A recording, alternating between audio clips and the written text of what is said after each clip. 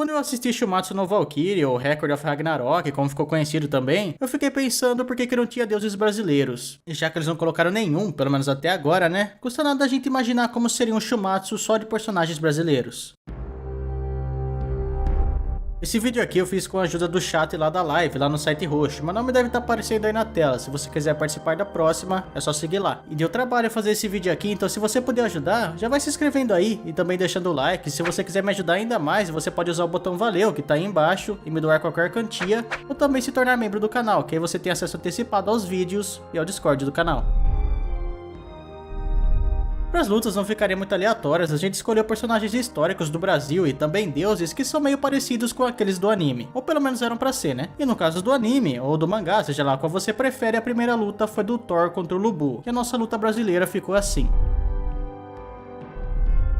Begorothir é um deus dos Kayapós, e se ele tá aqui no lugar do Thor, é óbvio que ele tem relação com as tempestades, né? Tanto que ele pode ser chamado de Homem-Chuva, o Senhor das Chuvas e Mestre das Tempestades. Segundo a história dele, ele era um índio muito feliz, até que um dia, por causa de uma divisão de comida, ele acabou ficando muito irritado. Agora exatamente o que aconteceu nessa divisão, eu já não sei. Bem, depois disso, ele foi escolher um bom pedaço de madeira para construir a primeira borduna dos Kayapós. E caso você não saiba, a borduna é uma arma indígena, inclusive é o principal motivo dele estar aqui no lugar do Thor. Porque, por exemplo, eu poderia até escolher o Tupã, que também é um deus do trovão, mas o Tupã não tem uma arma, e a arma é a principal característica do Thor, no caso o Mjolnir, né? O martelo. Depois disso, Begorothir subiu até o alto de uma montanha e começou a gritar com muita raiva. O grito dele era tão alto que parecia até mesmo um trovão. Ele também começou a girar a sua borduna no ar e ela começou a soltar relâmpagos sem parar. E no meio de todos aqueles gritos e todas aquelas luzes, o Begorothir começou a subir para o céu. Os outros índios da tribo, vendo aquilo acontecendo, é claro que ficaram assustados e tentaram impedir o Begorothir de ir para o céu. Ficaram lançando flechas, mas não conseguiram fazer nada. O mais impressionante de tudo é que quando ele estava subindo para o céu, as nuvens que estavam ao redor dele começaram a ficar com medo, e por causa disso começou a chover, e daí que vem o nome Homem-Chuva. E agora vamos conhecer o oponente do Begorothir. Pra escolher esse cara aqui foi pensado o seguinte, ele deveria ser parecido com o Lubu, pelo menos um pouquinho. E pra quem não sabe, o Lubu realmente existiu. Lá na China ele foi um senhor feudal, um senhor da guerra. Depois foi pensado até que ele seria um deus da guerra, ou seja, ele foi divinizado depois, e o Sepet Araju se encaixa bem nisso.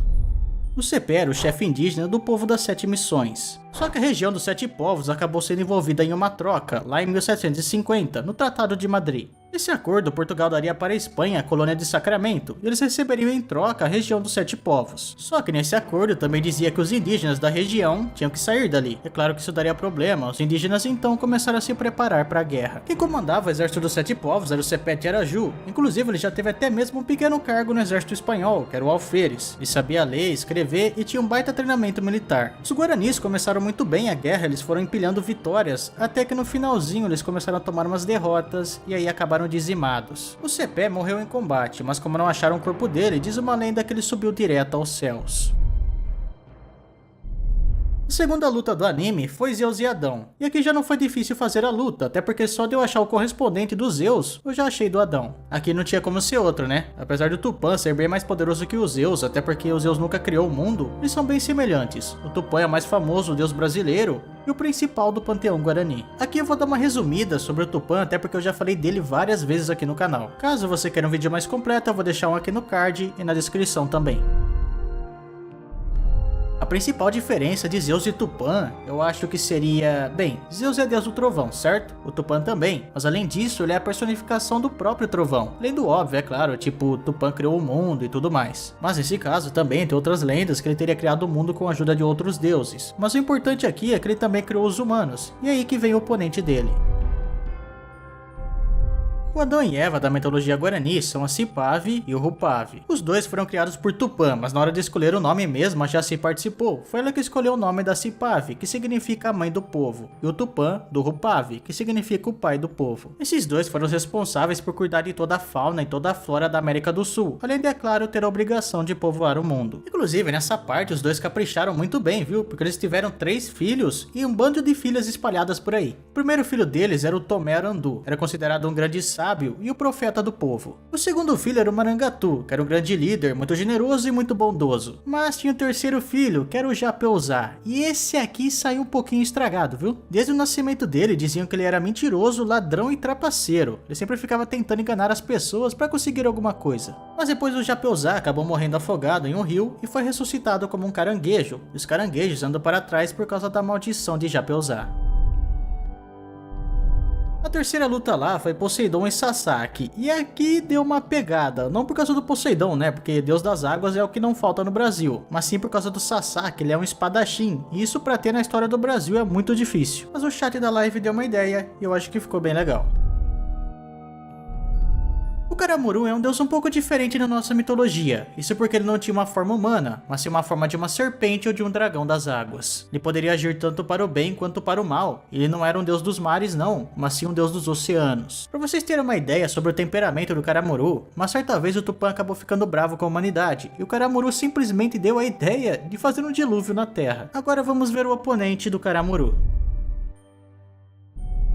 Maria Quitéria foi uma baiana que se tornou a primeira mulher a fazer parte do exército brasileiro. Ela teve que fingir ser homem para entrar no exército, é claro, mas ela também se tornou uma heroína da independência.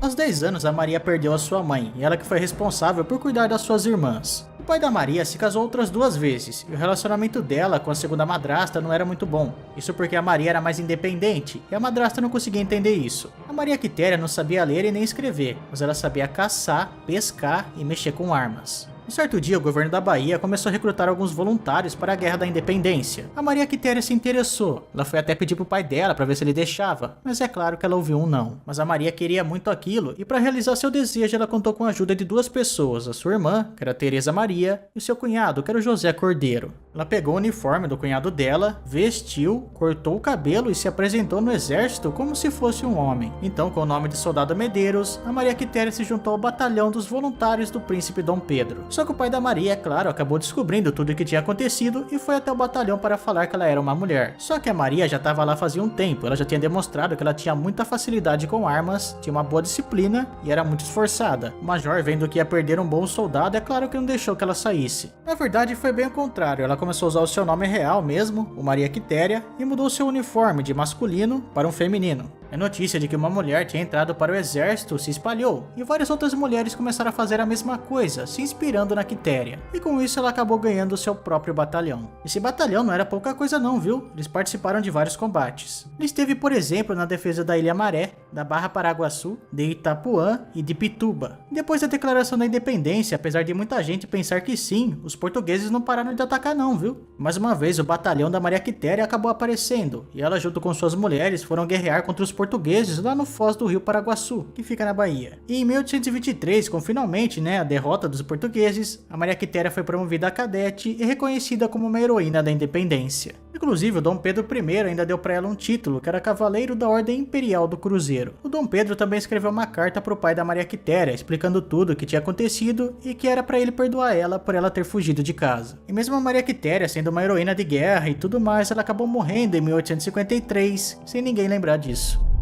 Tem várias outras lutas também do Shumatsu, não só essas 3 que eu fiz aqui, mas caso vocês queiram que eu faça mais, deixem aí nos comentários e dê um like também, porque eu vou saber que vocês gostaram. Tem, por exemplo, do Jack contra o Hércules, tem do Buda, aquele batalha também, seria bem legal adaptar essa batalha, mas enfim, é vocês que escolhem se continuam ou não. Não esqueça de se inscrever no canal, caso você não seja inscrito, e de me seguir nas minhas outras redes sociais, hein? Falou!